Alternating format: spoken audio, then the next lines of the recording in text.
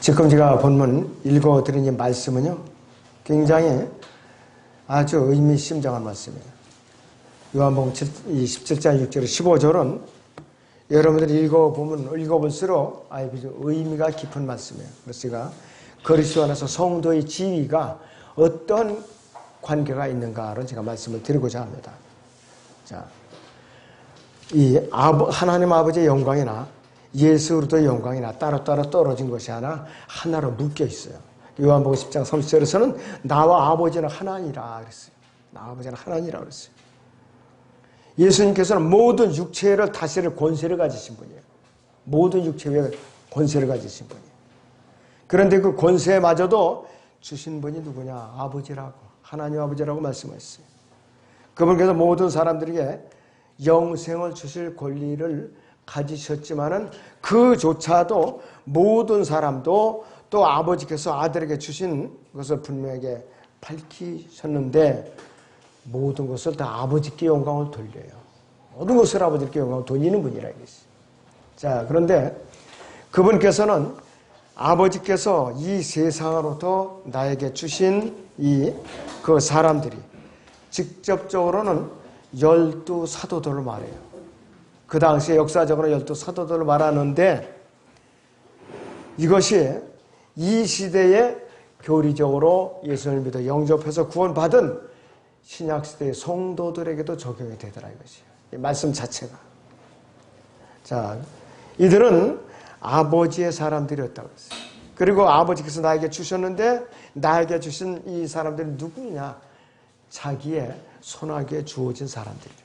자기와 생사고락을 같이 하고 생명의 호흡을 같이 하는 사람을 여겼던 거예요, 바로. 자, 그래서 이제 주님께서는 셋째 하늘에서 우리를 위해서 중보를 하시죠. 대제사장으로 계시요. 우리는 이제 이 사실을 잊으면 안 되죠. 구원받은 이후에는 부지런히 성장하면서 예수님께서 과연 나를 위해서 어떤 일을 하고 계시는가, 이걸 우리가 잘 따져볼 필요가 있어요. 어떤 사람들이 예수님께서 셋째 하늘에 올라가셨는데 어떤 역할도 하는지 모르고 그저 빨리 데려가시기만 하고 바라고 그냥 졸라대는 사람만이 있어요. 대단히 잘못된 것이에요. 우리를 위해서 대제사장으로서 이제 중보를 하고 있어요.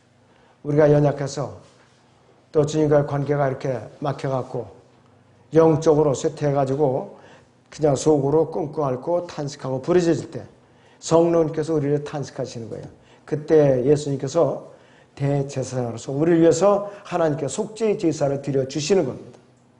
뿐만 아니라 우리를 위해서 마귀가 우리를 송사할 때마다 그분께서 변호해 주시고 또 중보해 주시는 분이에요. 자, 예수님께서는 우리가 그분의 지체로서 어떻게 그분과 함께 기쁨을 이렇게 나눌 수가 있는가? 아버지께로 받은 그 말씀들로 인해서 우리는 무엇을 함께 나눌 수가 있는가? 첫째는 아버지께서 예수님께서 세상에 속하지 아니한 것 같이 그리스도인들도 세상에 속한 사람들이 아니에요. 우리는 세상에 속한 사람들이에요. 물론 주민등록은 각 이제 관할 이제 자치센터에 등록이 되어 있지만은 우리의 생명의 시민권은 셋째 하늘에 있다. 언제 거듭날 그 순간에 있다 이것입니다.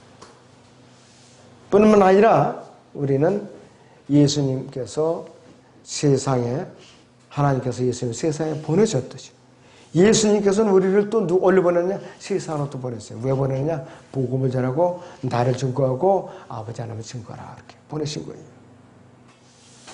자, 그리고 그분께서는 하나님께로부터 받으시고 영광을 혼자만 간직하고 계신 분이 아니라 우리에게 그 영광을 주시기 위해서 지금 셋째 하늘로 올라가신 거예요.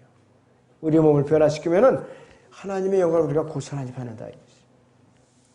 그분께서 숨을 거두시는 그 순간까지도 이 죄들을 저들에게 돌리지 마옵시고 그들을 탓하지 말아달라고 그렇게 끝까지 부르주신 분이에요.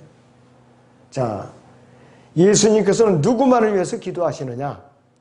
거듭난 성도들만을 위해서 기도하셔요, 지금.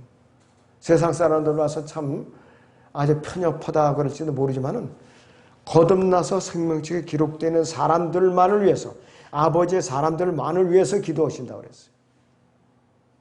이게 참 무서운 말씀이에요.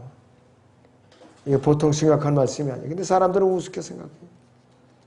너무나도 사람들은 우습게 생각을 한다 이것이. 자, 그렇다면 성도는 이 세상으로부터 거듭나는 그 순간에 건전함을 받은 사람이에요. 건전함을 받은 사람이에요. 자, 여러분 6절을 다시 보죠. 본문 6절.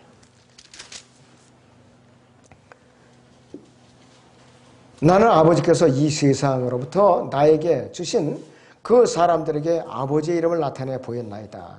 그들은 아버지의 사람들이었는데 내 아버지께서 나에게 주셨으며 그들은 아버지의 말씀을 지켰나이다. 이렇게 말씀을 하고 있어요.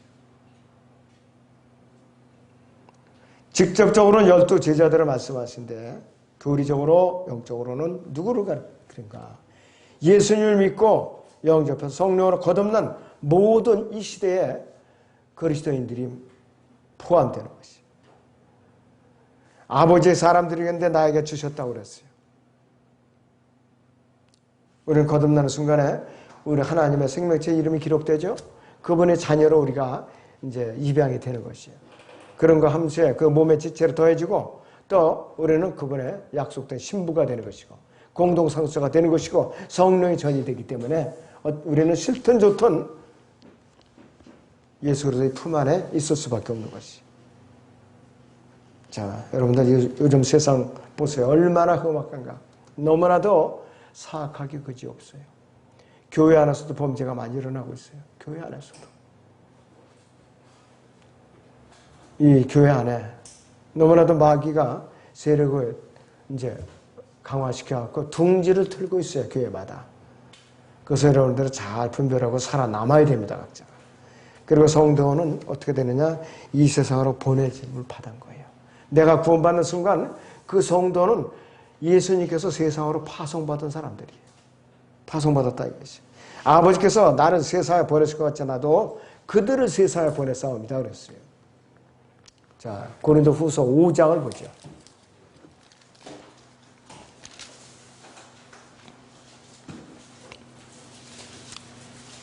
자, 18절, 19절을 봅니다.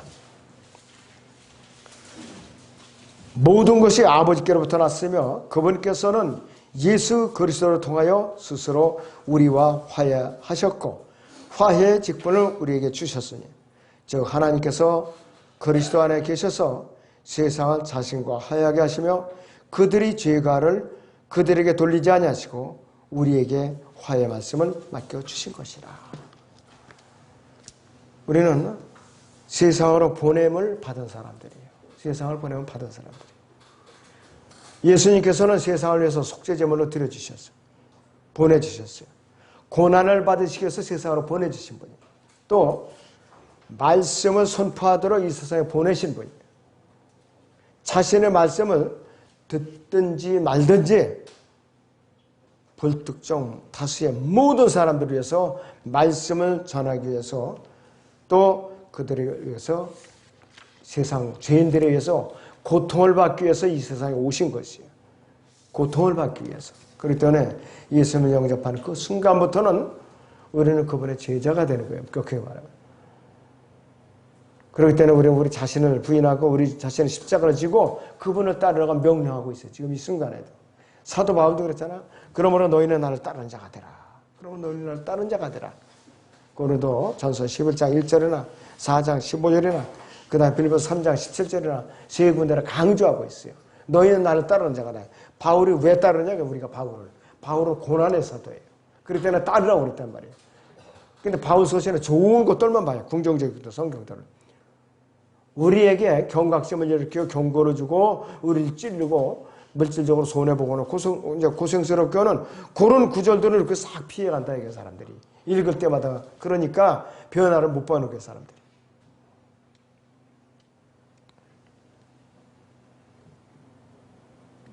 자, 예수님께서는 이 지상에서 떠나시기 직전에 우리를 위해서 어떤 기도를 하셨는가? 이 세상에는 그분의 자녀들을 지켜주실 것 하나님께 부르짖으셨어요. 요한복음 17장 1절을 보세요. 예수께서 이러한 말씀들을 하시고 눈을 들어 하늘을 보시며 말씀하시기를 아버지시여 그 시간이 왔나이다. 아버지의 아들을 영화롭게 해서 아들도 아버지를 영화롭게 하옵소서 이렇게 말씀을 하면서 11절에 보시면 이제 나는 더 이상 세상에 있지 아니하나 이들은 세상에 있나이다. 그리고 나는 아버지께로 가나이다. 거룩하신 아버지시여 아버지께서 내게 주신 그들을 아버지 이름으로 지켜주셔서 그들도 우리처럼 하나가 되게 하소서 그랬어요. 지켜달라고 이렇게 부르짖으신 거예요. 만약에 예수님의 이런 기도가 없었다면 이 시대에 우리가 어떻게 견뎌낼 수가 있겠느냐 이것이. 너무나도 힘들 거예요. 그리고 뿐만 아니라 13절에 보셔같이 이제 내가 아버지께로 가나이다. 내가 세상에서 이런 것들을 말하면 나의 기쁨을 그들 안에서 충만케 하려 합니다. 수많은 찬송가들을 봐요. 다 감동을 받아서 기쁨의 찬송이죠. 거기가 다. 그리고 하나님께 감사를 드리는 찬송들. 뿐만 아니라 악에서부터 보호해 주실 것을 기도하셨어요. 15절 보시면. 내가 기도하는 것은 아버지께서 그들을 세상에서 데려가시라는 것이 아니었고 그들을 악에서 보호해 주시라는 것입니다. 여러분들 구원받자마자 주목해 보세요. 구원받자마자 즉시 한 사람 한 사람 바로바로 이렇게 데려가신 다음에는 이 세상에 누가 복음을 전하겠어요? 누가? 다 하나하나 데려가 버리면. 왜? 이 사람들을 통해서 이 사람들을 고난을 받으면서 박해를 받으면서 복음을 전하지 않으면 전할 사람들이 없잖아요. 다 이유가 있어서 우리를 남겨두신 거예요. 주님께서 오실 때까지. 데려가시라는 것이 아니었고 그대로 보호해달라고 부르짖으신 거예요. 그리고 악에서 보호해 주실 것을 기도하셨고 아버지의 진리로 그들을 거룩하게 해주시도록 기도하셨어요. 자, 여러분들 또 하나님이 가족이 된 사람만이 하나님의 가족이 된 사람만이 어떻게 되었는가? 세상으로부터 예수님께로 유일하게 주어진 사람들이 뿐만 아니라 세상에는 남아있지만 세상에 속하지 않은 사람들이에요. 하나님께 세상의 악에서부터 보호해 주시는 사람들이고 세상에 보내진 사람들이었어요. 이러니까 여러분들이 직장에서나 가정에서나 사회에서나 1년 365일 입을 꼭 다물고 점잖게 사신다면 누가 구원을 받겠어요? 입을 열어야 돼요. 그리고 이 성도는 이 세상에 현재 남겨져 있어요. 우리는 아직 몸의 구속을 안 받았어요. 남겨져 있기 때문에 예수님께서 셋째 하늘에 지금 올라가 계시잖아요. 하나님 아버지 오른편에 계시는 목적이 그분께 사랑하시는 성도들의 몸이 지친 세상에 있는 성도들이 남아있기 때문에 악에서부터 구해주시라고 중보자로서 역할하시는 거예요. 중보자로서. 여러분들이 예수님께 중보를 이제 하시지 않고 계신다. 너희들이 한번 네 어디까지 있네 한까지 내 시험해 보겠다. 한번 견뎌봐라. 중보기도로 멈추신다. 큰일 나는 거예요. 우리는. 마귀에게 그대로 쓰러지는 것이죠. 자, 그리고 우리는 이 세상에 속하지 않는다고 제가 말씀을 드렸지요. 이게 지켜지질 않아요, 우리가. 말로는 이 세상에 속하지 않는다고 우리가 입버릇처럼 나불나불 거리는데 실제 행동은 완전히 세상에 몰입해가지고 그냥 세상 사람이랑 똑같이 행동을 하면서 이렇게 산다면은 그건 그리스도인이 아니에요. 교인에 불과한 거예요. 너무나 심각한 문제예요. 자, 가족들 필요한 거 다 챙기고 자기 볼일 다 보고 주님은 언제 속일 거냐 이거예요. 주님의 발자취는 언제 따라갈 거냐 이것이. 우리는 구원받는 순간 하나님의 은혜로 이 악한 세상에서 분명히 구원을 받았어요. 자, 우리가 마땅히 하나님의 사랑으로 우리가 이 세상으로도 보호를 받고 있다면은 우리는 주님을 위해서 일을 해야 돼요. 움직여야 된다 이것이. 자, 우리는 하늘에 썩지 않고 더럽지 않고 쇠잔하지 않은 유업이 간직되어 있는데 그 거저로 받는 거 아닙니다. 대가를 치러야 돼요 우리가. 고난에 동참해야 돼요. 주님을 부인하지 않고 복음을 또 증거해야 되는 것이에요. 그리고 우리 성도는 이 세상에서 칭찬받느냐 환영을 받느냐 반대죠. 미움을 받게 돼 있어요. 여러분들 14절 보죠. 본문 요한복음 17장 14절을 봅니다. 내가 그들에게 아버지의 말씀을 주었더니 세상이 그들을 미워하였나이다. 그들을 미워하였나이다. 이는 내가 세상에 속하지 아니한 것 그들도 세상에 속하지 아니하기 때문이옵니다. 그랬어요. 우리가 세상에 속하였고 세상과 잘 지금 융합하고 있다면 미움받을 필요가 없어요. 인기 좋은 사람들이 있어요. 엿새 동안은 세상에 나가서 인기몰이 하고 다니는 사람들이 있다고요. 아주 매너 좋고요. 활발하고 사람들 아주 그냥 이렇게 끄는 카리스마가 있고 뭐 여러 가지 그 사람 뒤에는 별명이 많이 따라다니지만은 세상으로부터 대환영을 받는데 주님 편에서는 이게 대환영을 못 받아 이 사람이. 교원에 와서 주일날은 아주 그냥 거룩한 집사, 권사야, 장로요. 곤란하다 이거예요. 세상에서나 교회 안에서나 마음과 행동이 일치되어야 돼요. 마음과 행동이.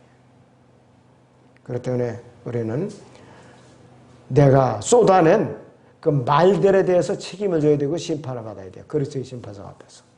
주님께서는 우리는 보이지 않지만 일일이 심판 기록을 다 녹음을 하시고 계셔요. 전부. 수많은 분량의 그 사람들이 쏟아낸 말도. 너 어떤 이유에서 이 말을 쏟아내느냐? 너 책임질 수 있느냐? 불에 태워볼래? 어떡하죠? 태워보자니까. 태우지 마세요. 태워보자니까.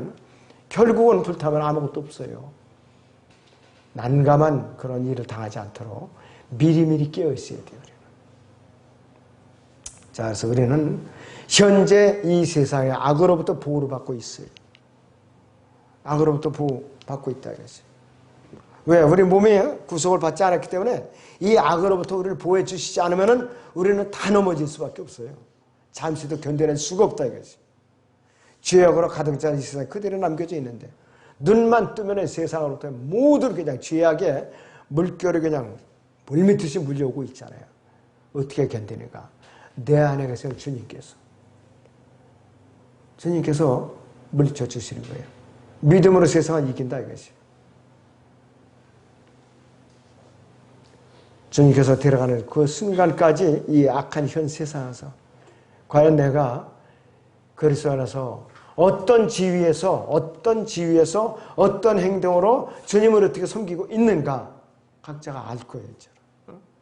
그렇다면은 과연 내가 주님의 말씀을 경청할 때나 말씀을 배울 때나 복음을 증거할 때나 섬길 때나 어떤 자세를 가져야 돼요? 맑은 정신으로 정신 바짝 차리고 흐리멍텅하면 안 돼요. 우리는 주님 안에서 딱 부러지게 하고 그 다음에 딱 부러지게 권면하고 아니면 아니다 이것이.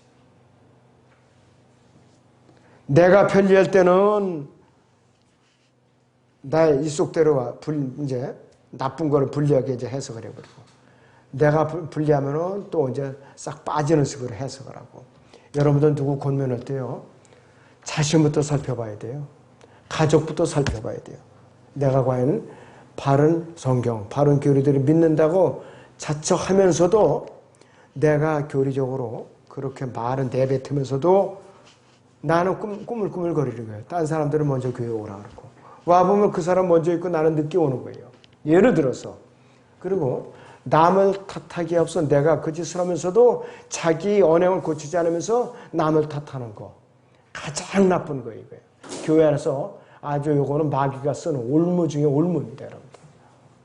하여튼 누구를 나무라기 전에 권면하기 전에 나 자신을 몇 번씩 살펴보시고 입에서 말을 꺼내야 되는 거예요. 섬기는 사람들은 고단한 거예요. 그래서 고단한 것이에요. 육체적으로 고단합니다. 영적으로는 기뻐도 그걸 아시고 그리스도 안에서 성도의 지위가 얼마나 소중한가 여러분들이 마음속에 잘 간직하시기 바랍니다. 기도하겠습니다.